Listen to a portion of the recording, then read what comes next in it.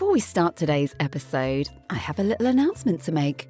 This is our 100th episode of the Red Eye podcast, and I want to thank you all for being on this journey with us. That is 100 stories of mishaps and mayhem in the air, written by Kaylee Kay and narrated by myself. First of all, I'm just blown away that there's 100 crazy stories out there and we're not even slightly finished with telling them yet. And second of all, I hope that we've entertained you or informed you in some way over these last 2 years. So thanks for listening, and here's to 100 more stories to come. In many hotels around the world, flight crews are given access to what's known as a crew room. It's usually a lounge-style hideaway with a coffee machine, a microwave for reheating whatever you've scavenged, and a few sagging but dependable sofas where you and your colleagues can collapse after a day in the skies. These rooms, while sometimes a little depressing looking, are actually sanctuaries. Places the public cannot enter, where you can shuffle around in your pyjamas, rant freely, and shed the last traces of your professional smile without fear of judgment or unsolicited feedback. And for those who like a post-flight drink to come back down to earth, the crew room provides a discreet spot to bring your own bottle, so to speak. Whether it's a bottle you genuinely brought from home, or, as in the story that follows, one that you quietly liberated from the aircraft, made safe only by the reassuring distance from base.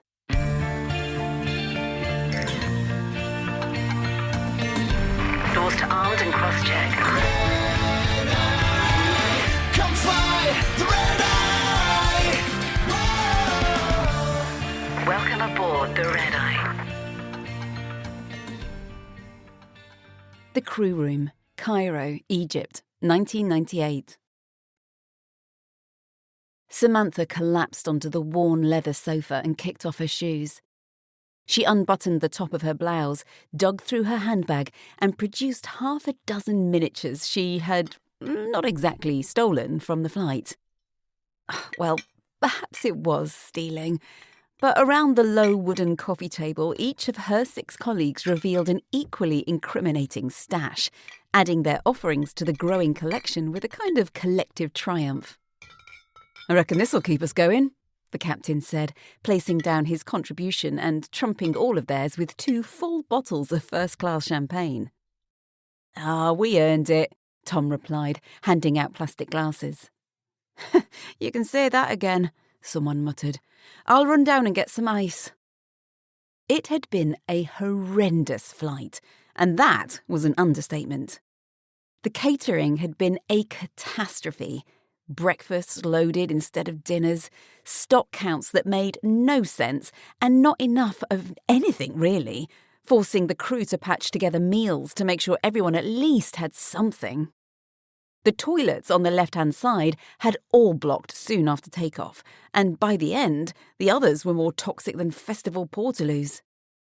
The entertainment system had just died mid-flight, and that had left the passengers with only one thing to focus on: the already frazzled crew. Complaints multiplied, tempers frayed, and then, as if the universe were trying to make a point, someone stumbled into the back galley just as they began their descent and vomited everywhere. Samantha poured herself a double vodka and Coke while simultaneously accepting a glass of champagne from the captain, doing her best to erase the memory of the smell. The stench had pooled right across the galley floor by her jumpseat at L4, meaning she'd had to sit in it for landing and through the entire agonising disembarkation. She was finished. Only a strong drink and a long sleep could repair her now. The debrief was mercifully quick, and within an hour the mood had lifted. "So," Tom said, leaning forward, mischievous glint in his eye, "who's up for a game of Never Have I Ever?" No one declined. Instead, every glass was topped up with liquid courage to soften any inhibitions. They all knew that by the end of the game, the flight would be a distant memory, and that they'd know far more about each other than any of them strictly needed to. 1 hour somehow turned into 4, and with no secrets left unspilled, the crew finally began to stagger off to their rooms in ones and twos. Maybe we should tidy this up, the first officer suggested, surveying the carnage on the table. Samantha blinked at him through bleary eyes. She was plastered. Well, beyond plastered, really. She knew he was right. Everyone stole drinks now and then, but the unspoken rule was that you never left the evidence lying around like a confession. Still, she wasn't entirely convinced she was capable of standing upright, let alone cleaning up the monumental mess the others had shamelessly abandoned. She'd just confessed, through taking a drink whenever she'd done something someone said they hadn't, things she hadn't even told her closest friends. And tomorrow was going to arrive with a hangover and a small side order of shame. She was certain of that. Sure, she slurred, hauling herself to her feet and pausing until the room stopped performing slow, deliberate pirouettes. Then she grabbed a handful of empties and wobbled towards the bin. The late crew would be arriving soon, and rumour had it the company had a couple of snitches floating around these days, so this needed to be cleared before someone stumbled upon their mobile minibar. They worked quietly, side by side, nudging anything unopened into a neat pile. "What should we do with all of this?" Samantha asked. There was a surprisingly large stash left over, and it felt sacrilegious to just chuck it. They both scanned the room. It was a new hotel for the airline, so no familiar hiding places. In the old place, there had been the cupboard, but nothing here looked remotely promising. The first officer's gaze drifted upwards. Samantha watched as he climbed onto the table and pushed a ceiling tile aside easily. "This'll do," he said, holding out a hand. She passed the bottles and cans up to him, one by one, while he tucked them neatly into their new secret stash. "I'll leave a note for the next crew so they know where to find it." When he slid the tile back into place and hopped down again, he turned to her and said, almost too casually, "So, how about coming back to my room?" Samantha frowned, momentarily offended, and then she remembered the deeply incriminating game they'd just played. There was absolutely no point in pretending she was a paragon of virtue after the confession she'd just offered up tonight. Sure," she said with a shrug, taking his arm mostly to keep herself upright. "Why not?"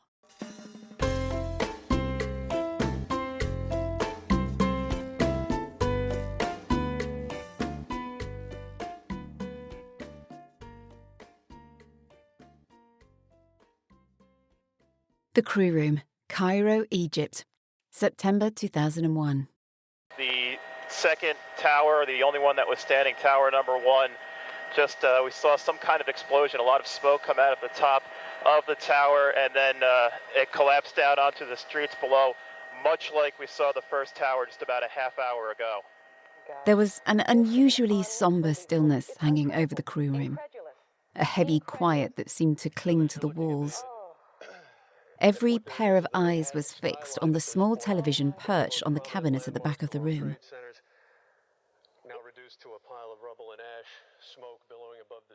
"Bloody hell," Dean muttered, the captain on the flight over. On the screen, where only hours earlier 2 towers had stood, there was now nothing but a smouldering heap of twisted metal. Blackened steel, snarling outward like the fingers of a dying giant clawing for help. They were thousands of miles away, but they could feel the shift. Like the ground beneath their industry had been quietly pulled out from underneath them. News had trickled through mid-flight, but their flight had remained unaffected.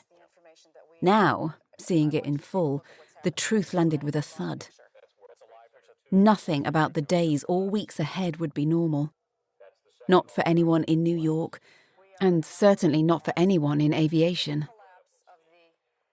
"I think I need another drink," Toby said, the flight manager's voice oddly small as he poured himself a bourbon and Coke. They had brought a ridiculous stash of booze off the aircraft. Miniatures, bottles, cans, and yet George couldn't imagine drinking a single drop. The appetite for silliness, for the usual post-flight release, had evaporated along with the Twin Towers. "I think I'm going to go hit the sack," he said, pushing himself up. He knew that he wasn't going to sleep. He knew that he was going to sit on his bed, glued to the news, letting the reality of it all truly sink in. Grieve for all the people that he'd never met who had got up that morning and never seen the sunset. He knew that this was going to weigh heavily on him for a long time to come, because when he saw people suffering, he always felt it too. That was just how he was. "What about the drinks?" Toby asked. "You have them. Or..." George glanced up at the ceiling. Everyone knew the drill. The ceiling had become a ritual, a tradition passed down crew to crew. Any leftover booze went up there, hidden away between dusty tiles and concrete beams. A quiet inheritance. The others didn't stay much longer either. Whatever spark they usually carried off the flight and into the crew room had been extinguished. The day didn't call for merry. It barely allowed for conversation. "I guess we should put these away," Toby said at last, stepping onto the coffee table and pushing aside the centre ceiling tile with the ease of someone who'd done it 100 times before. Dean passed him up the leftovers. Bottles, miniatures, cans of mixers and beer, as Toby reached blindly into the dark cavity above. His hands skimmed the smooth curves of bottles and cans in every direction. "I think it's getting a bit full up here," he said, shifting things around. "Room for a few more, though," he added, taking the next batch from Dean. Dean handed up a sleeve of plastic glasses. "And these?" "No, shove them in as well," Toby said. If anyone ever wanted to throw a party up there, they'd be sorted. When they were finished, Toby slid the towel back into place and stepped down, dusting off his hands. The ceiling looked perfectly ordinary again, just a tile among many, hiding a stash big enough to intoxicate a small army. "Next time," he said quietly, as if speaking to himself, "I think I'll come off the plane empty-handed and start making a dent in all of that."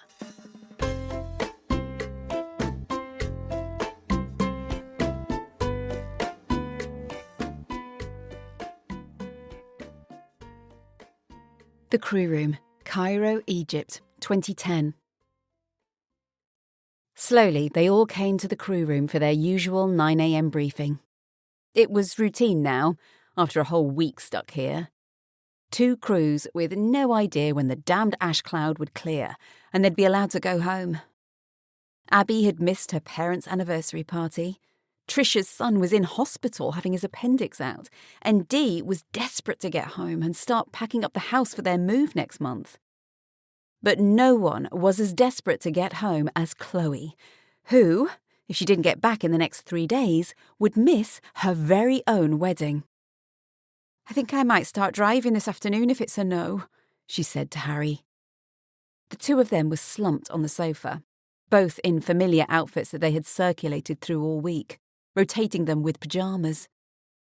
None of them had packed for more than a day or 2, never expecting that their simple 18-hour layover would stretch into a week.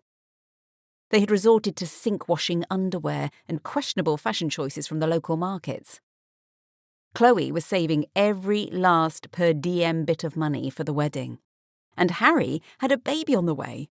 Neither of them could justify waste on emergency underwear shopping. Rita arrived next, guiding her unexpected little shadow, George, the 10-year-old unaccompanied minor who should have connected to another flight days ago. Instead, he'd become her responsibility, her project, and, judging by the way he stayed glued to her side, her temporary child. The others drifted in slowly, settling into chairs and leaning against walls, all hoping that today would be different. Every morning they gathered here for the message from Ops, and every morning so far the answer had been a blunt and spirit-crushing no. So, shall we do the pyramids again, maybe? Someone asked. I think 4 visits in a week is enough for me, replied Dee. She looked across at Rita and George and lowered her voice. I'm up for seeing what's up there and just getting smashed. Eyes drifted upward to the ceiling. So far, they had managed to eke out what they had brought off the aircraft, and they still had some left over. They had arrived fully loaded, warned on landing that their stay might be extended, yet it had not turned into the boozy trip they would normally expect. Each day, once the brief finished at 9:30, they had all made the most of being here, taking trips to the pyramids, wandering through museums, trying new restaurants, and then getting an early night in case tomorrow was the day they'd finally be allowed to leave. And then there was George, the wide-eyed and inquisitive kid who always seemed to be in the room, reporting back to his parents with daily updates. It wasn't appropriate to start throwing down booze from the ceiling in front of him, whether he snitched on them or not, but today felt different. Today, maybe it was time to drown their sorrows and release their tension and worries. Time to gently suggest that Rita take him out for a few hours, and to see what delights the ceiling might offer once they were properly left to it. The door opened once more and the captain walked in, his expression impossible to read. He stood in the doorway for a moment as silence swept the room, and then, as the door clicked shut behind him, a smile spread across his face. The early crew, you are off this evening. My crew, you leave first thing tomorrow. Our aircraft are being prepared as we speak. A collective cheer went up around the room. People laughed, hugged, and cried a little. Chloe looked up at the ceiling, wondering if she could call for a celebration, but quickly decided against it. No, one last day of sunbathing would get her glowing for Saturday, and she had so much to do when she got home. She needed to rest up so that she was ready to hit the ground running. The stash could wait for another day. Another celebration.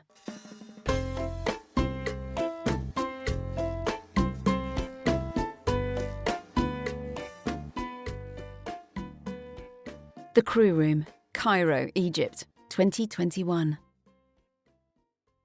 Let's get this party started, Mark yelled as the crew room door slammed shut behind them.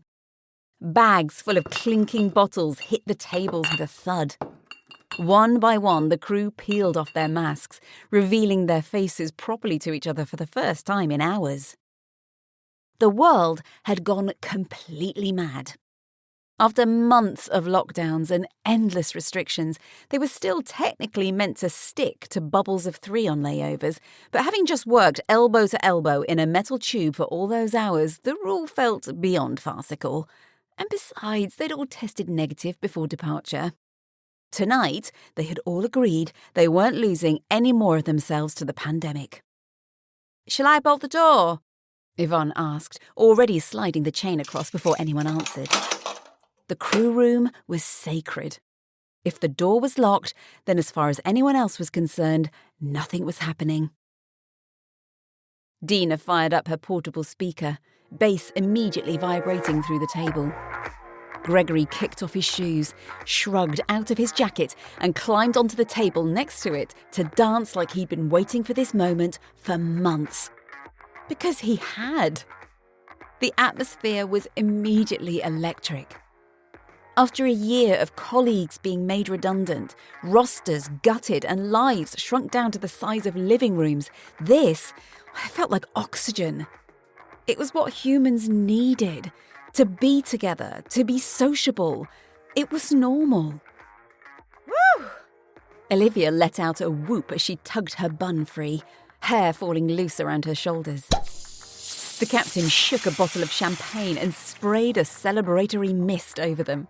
They'd hauled enough booze off the aircraft to sink a small ship, and if that wasn't enough, they all knew exactly where to find more. Hours blurred. Laughter echoed against the walls. For the first time in a long time, no one was thinking about the virus, the rules, or the loneliness that had been gnawing at them for months. No one wore a mask, and with just cargo to fly home tomorrow, no one worried about the next day. As day dawned and sunlight crept into the room, Yvonne opened one eye and immediately regretted it as a bolt of pain shot through her forehead. Across from her, Gregory was starfished on the sofa, still in uniform, snoring like he was trying to saw the room in half. Between them, the table was a graveyard of empties. She glanced at her watch and immediately bolted upright. "Gregory!" she croaked, stumbling over to him. She shook his shoulder. "Greg, get up. We have to check out in an hour." Gregory opened one eye. Then the words hit him. Shit! They set to work without speaking, both of them unsteady and clumsy as they worked. Gregory climbed onto the table, pushed the ceiling tile aside, and immediately yelped as a miniature gin bottle dropped out and pinged him above the eye. "Oh, for fuck!" He pressed a finger to the forming bump. "Oh, it's packed up here," he muttered. "Oh, it has been for ages," said Fiona, handing him back the fallen bottle, along with several more. "I keep meaning to stop bringing stuff off the plane, but here we are. Oh, we really need to start drinking through the backlog." Noted. Gregory tossed the bottles upwards, listening to them clatter into the unseen mountains around the tile. He could just make out the glint of cans and glass forming small illicit hills on all sides. It's a shame they couldn't smuggle it home, he thought, but no one was risking their job. Not now, not after everything. He slid the towel back into place and hopped down. "How long?" 44 minutes, Yvonne said, sliding on her shoes and rummaging for her room key, the room she hadn't even stepped foot into yet. "Jesus Christ," Greg muttered as he followed her out, his hair sticking up at odd angles. "Thank God we don't have any passengers today."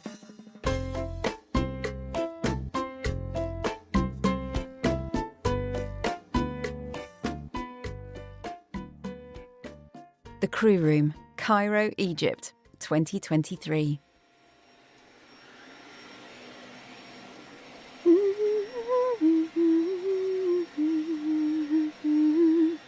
Yasmin hummed along to the tune looping in her head as she pushed her vacuum cleaner back and forth along the hotel corridor. There was something soothing about the work, a quiet rhythm that calmed her as she brought order to the day.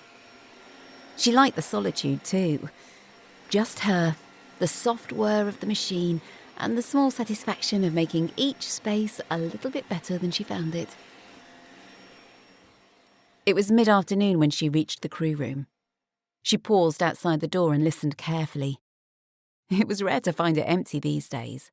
The crew spent half their lives in there, and it showed. She'd not been able to give the place a proper clean in weeks. Today, though, silence greeted her. She pushed the door open a crack and peeked inside. Empty. Completely empty. She smiled quietly to herself. At last, she thought, a chance to do a thorough job. She opened the door wider, using her body to hold it open, and tugged the vacuum with its long cable in behind her. These new doors were part of the hotel's upgrade, but did they really need to be so heavy? 3 steps into the room, and she let it slip from behind her, and it swung shut with a violent force. The sound echoed through the room like a gunshot. And then the heavens opened. Or at least the ceiling did. Years of hidden cargo, stockpiled above her head by crews long gone, gave way in one dramatic collapse. Bottles, cans, and stacks of plastic glasses rained down in a spectacular waterfall, smashing onto the table and skittering across the floor. More bottles followed, and then more cans, and then even more glasses. The downpour seemed endless. A 20-year history of layovers and late nights crashing down all at once. When the final few items tumbled out in a last clattering burst, silence returned. Yasmin stood rooted to the spot, mouth open, staring at the mountain of debris that had appeared from nowhere. She had no idea that this avalanche had been years in the making, tucked away above the tiles every time a crew had decided to hide their contraband. The door slam had been simply the last straw for a ceiling that had been quietly protesting for a very long time. Still staring, she sidestepped slowly, almost crab-like, toward the house phone on the wall. Without looking away from the carnage, she lifted the receiver and pressed the button for housekeeping. Housekeeping, how can I help? Came a voice she knew well. Sarah, Yasmin said, her voice trembling slightly. I'm going to need some help in the crew room. There's been a bit of a situation that needs cleaning up and I think it might take a while. She put down the receiver and took a breath. Where the hell was she going to start?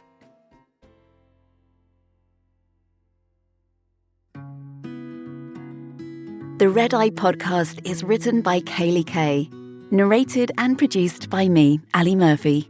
These stories are based on true events, but certain details, characters, and timelines have been altered to protect the innocent. Visit our website, theredeyepod.com, to subscribe to our newsletter and to find out details on how you can contribute your story for us to turn into an episode. If you enjoyed listening to our stories, please like, subscribe, and review. Thank you. Thank you for listening to the Red Eye podcast. You guys are why we do this. We love the stories that you have, and we love telling you the stories that people share with us. To help us reach more people and get the podcast really out there, we would really appreciate it if you left a review. It just helps our podcast be a little bit more visible. Thank you.